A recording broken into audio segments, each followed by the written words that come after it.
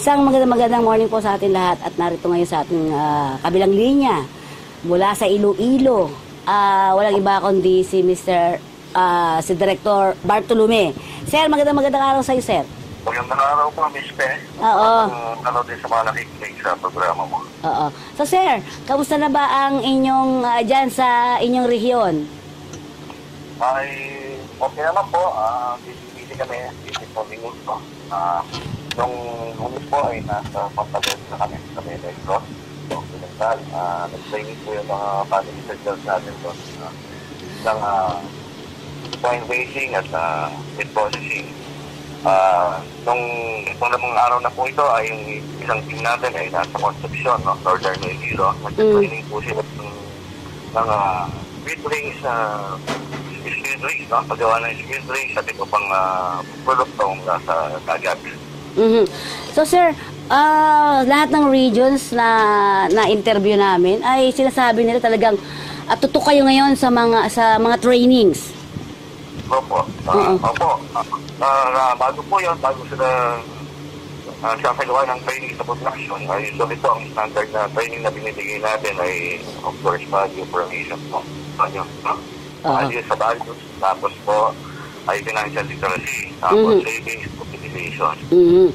So ito ba, sir, ay isa lang, no? Isa lang doon sa programa niyo. Meron ba kayo mga tampok na programa bukod sa inyong PIDOS na napaka-successful?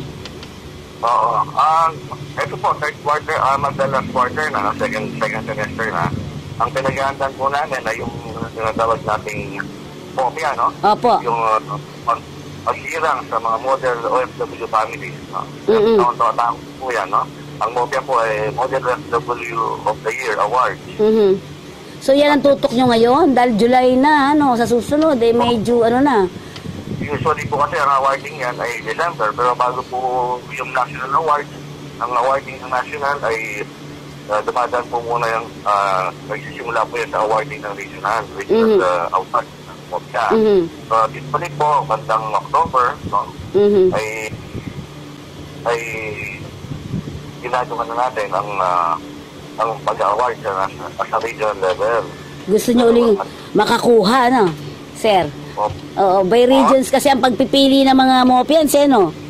Opo. Ang kategorya po nito, ang mga po nito, pamantayan, ay hinahanap po natin, no? O pinapakasa natin yung mga, hindi lang ang OFW po, no?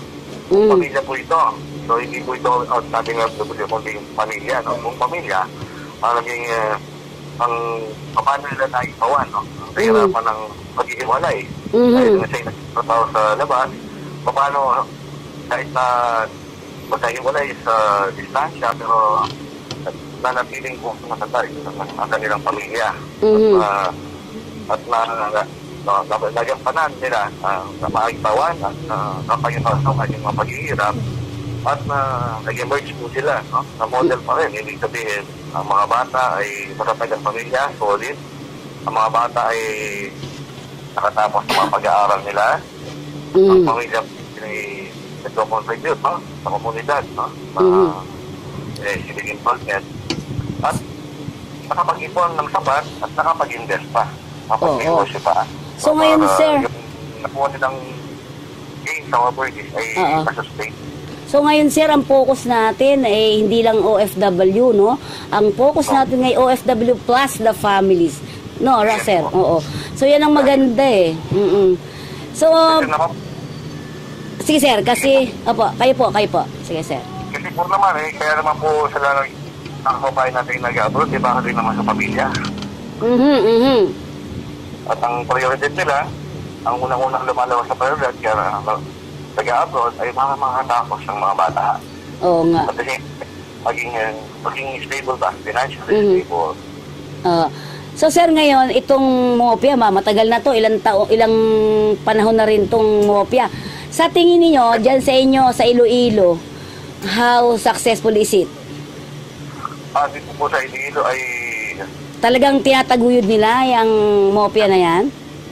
Active na active po. Ako sa mga statistic po sa panel namin, hindi po pumapalya ang ating regional director ng Dole. At po ang legal sector ng DOLA ay pinopromote po kahit saan sa pumunta. So, ito po yung head ng panel of judges. Siya po ay 10 taon na. No? Kung siya 10 taon na po ito. 2005. At pagkabago, nung 2005 po, nung unang initiative to, isa lang po ang national winner sa buong bansa. Talaga? Nung unang taon 2006 ay naging island, naging island-wide. No? Tatlo po yung awardees. Ayan, ito na. Tapos noong 2008 po, no, hindi ko po makakalimutan yan, binago po yan kasi ako yung regional sector ng Davao noon, nanalo kami.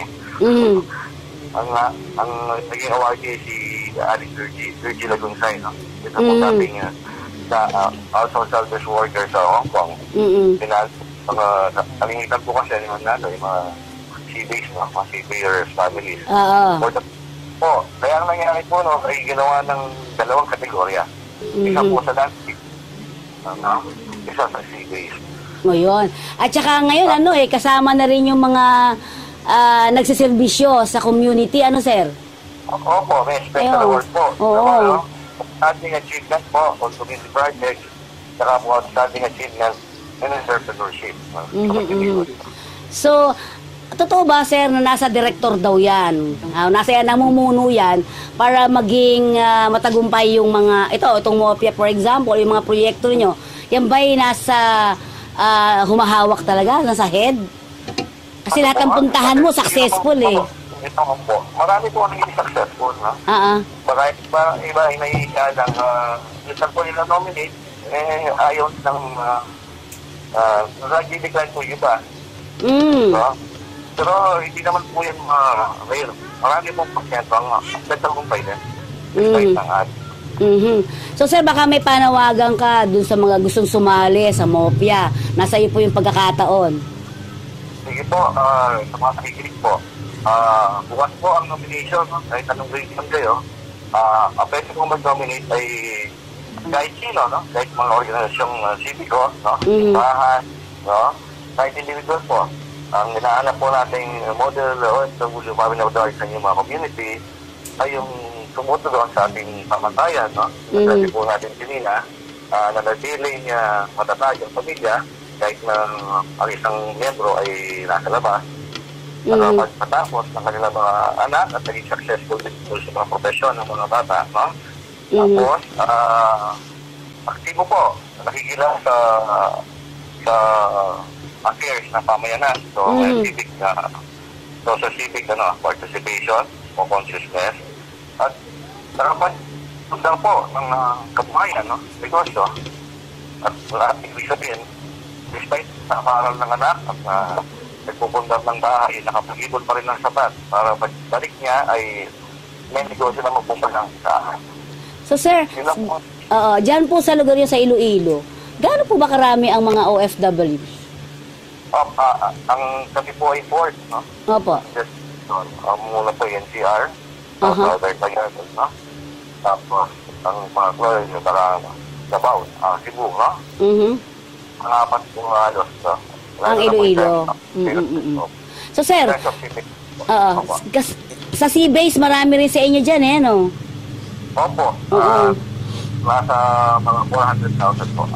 Seafarers dito. Kasi po marami pong training school at universities na pang seafarers. Yun, Pero sa mga cases na hinahandle nyo, balita ko doon sa mga nabasa natin ng reports, ay kumukonte yung mga nag-file ng kaso. Ibig sabihin, kumukonte yung mga may kaso na ipinapasok sa OWA.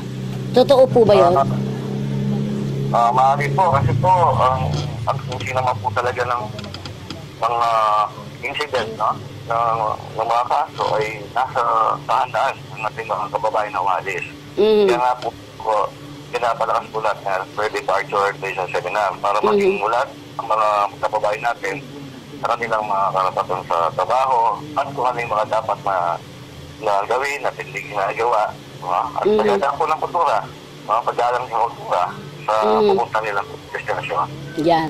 At ang Iloilo, alam ko, nagbibigay din kayo ng ng PIDOS, sir? Apelyidos po, saka language po. Ayun. Nagbibigay din po kami ng Mandarin at Cantonese sa mga pupunta ng Hong Kong at Singapore. Nagbibigay din po kami ng training sa Arabic para sa mga taga-Middle East.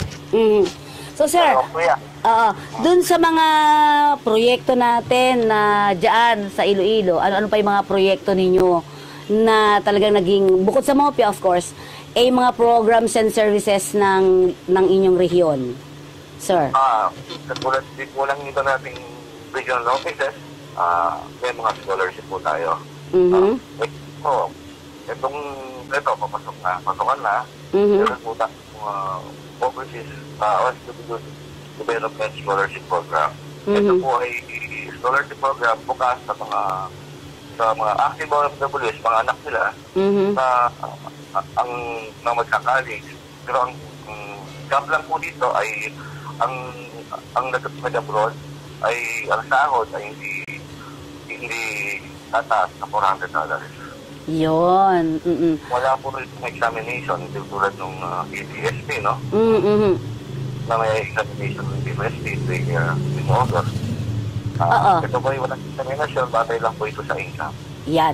So sir, dun sa yung ibang program nyo, like for example, kasi mga trainings na yan, ito ba nag-gear towards dito sa inyong mga, parang NRCO, di ba? Yung mga livelihood programs. Opo. Sa dami ng mga trainings nyo. Here sa ating mga family circle. Para po alaman po ng mga nakikinig, si Miss Pepo ay kasama sa family circle namin ng araw. Oo nga. Hindi kita makalimutan, sir. Siya po yung official ng aming federasyon ng family circle ng araw po. Oo nga. Pero hanggang ngayon, nandito pa rin tayo, no, sir? Ito po ay ang mga trainees po ay nakadesenyo para naman gano'n. Yung mga naiwang pamilya ng nag-abroad ay may pagkakastaan, no? At hindi na lang umaasa sa padala. So, natin na bawat miyembro ng pamilya ay nagko-contribute para doon sa naitaktang layunin ng FW kaya sa umalis.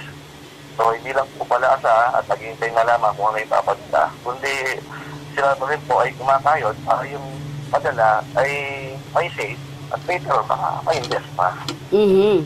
So yan, ayan ang husay ng organizing work, di ba, sir? Di ba?